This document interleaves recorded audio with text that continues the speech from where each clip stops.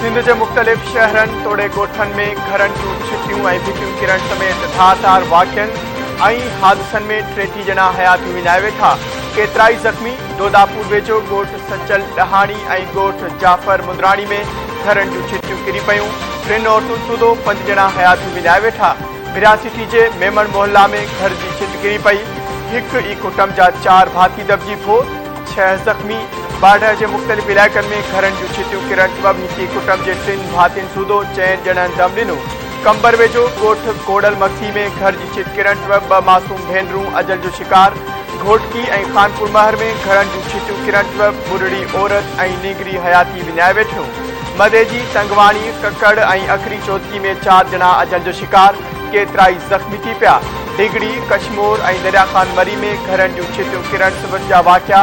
2 ॿारनि समेत 5 ॼणा फोत।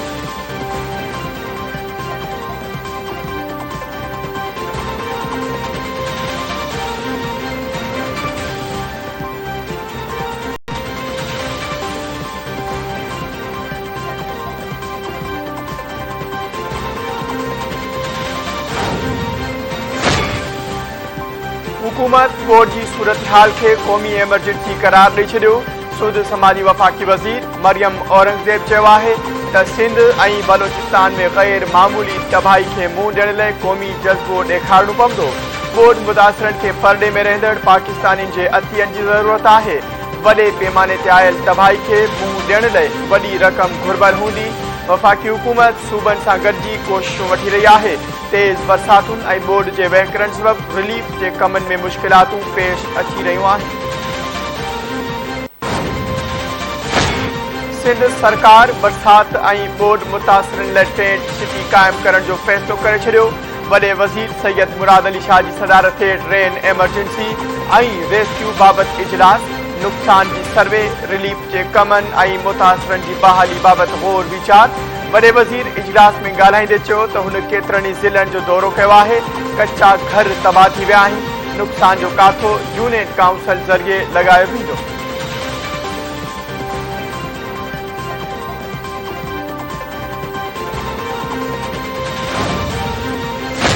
Army chief general Qamar Javed Bajwa की सदारत हेठि कोर कमांडर कॉन्फ्रेंस बोर्ड वारी सूरत हाल ऐं इमदादी कार्रवाईअनि बाबति ब्रीफिंग।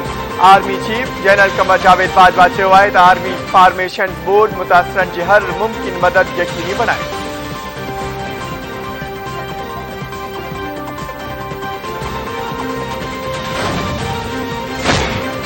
मीरपुर खास डिवीजनन में बरसात सबबि 8 ॼणा फोत थिया आहिनि। इतलात वारे सूबाई वज़ीर शजील मेवण चयो आहे त मीरपुर खास डिवीजन में बरसात दौरान 348 ढोर मरी विया। 1,13,642 घरनि के नुक़सान पहुतो ऐं 23,507 घर मुकमल तौर तबाह थी विया। सूबाई वज़ीर मूजिब मीरपुर खास डिवीजन में 28,414 मुतासिरनि के कैंपुनि ॾांहुं मुंतक़िल कयो वियो। 23 रोडनि ऐं 15 सरकारी इमारतनि खे नुक़सान पहुतो आहे।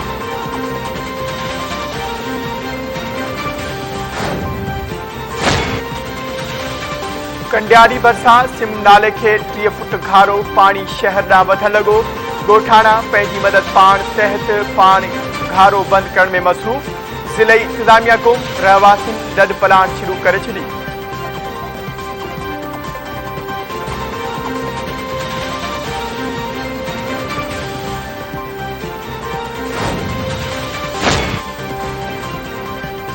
परॾेही वज़ीर बिलावल भुट्टो ज़रदारी ऐं सऊदी अरब के परॾे वज़ीर विच में राब्तो। बिलावल भुट्टो ज़रदारी सूबे में बोर्ड बाबति सऊदी परॾे वज़ीर के आगाही ॾिनी। संदसि चवणु आहे त बरसातुनि सबबि जानी ऐं माली नुक़सान थियो आहे। पाकिस्तान ऐं सऊदी अरब जा सुठा लाॻापा रहिया। सऊदी अरब ॾुखे वक़्त में पाकिस्तान की मदद कंदो आहे।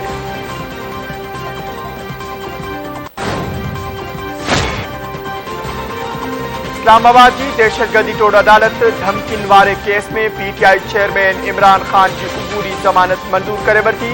जज राजा जवाद की अदालत इमरान खान की 1 सितंबर ताईं अबूरी जमानत मंजूर कई। अदालत में इमरान खान की पेशी वक्त सख्त हिफाजती इंतजाम बख्तरबंद गाड़ी बीठल रही। एफसी ऐं पुलिस जा 400 का वधिक अहलकार मुक़रर किया विया। गैर लाॻापियल माण्हुनि की जुडिशियल कॉम्प्लेक्स में दाख़िला ते पाबंदी लगाई वई।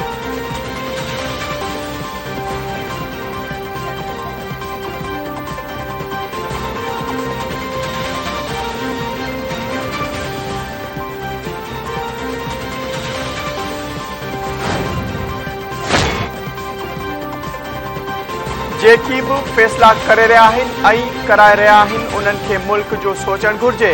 पीटीआई चेयरमैन इमरान खान इस्लामाबाद में अदालत में पेशी बैदि मीडिया सां ॻाल्हाईंदे चयो आहे त सॼी दुनिया हिन वक़्तु पाकिस्तान जो मज़ाक उॾाए रही आहे। शहबाज गिल ते जिनसी तशद्दुद थियो। मूं चयो त कानूनी कार्रवाई कंदुसि त मूं ते दहशतगर्दी जो केस कयो वियो। ईअं लॻी रहियो आहे ॼण पाकिस्तान बनाना रिपब्लिक आहे।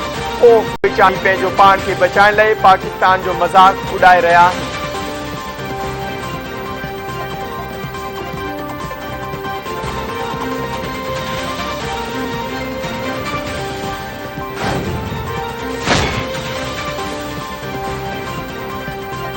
रूस का तेल खरीद करण ते भारतीय रिफाइनरी फर्म ते आलमी पाबंदी लागू।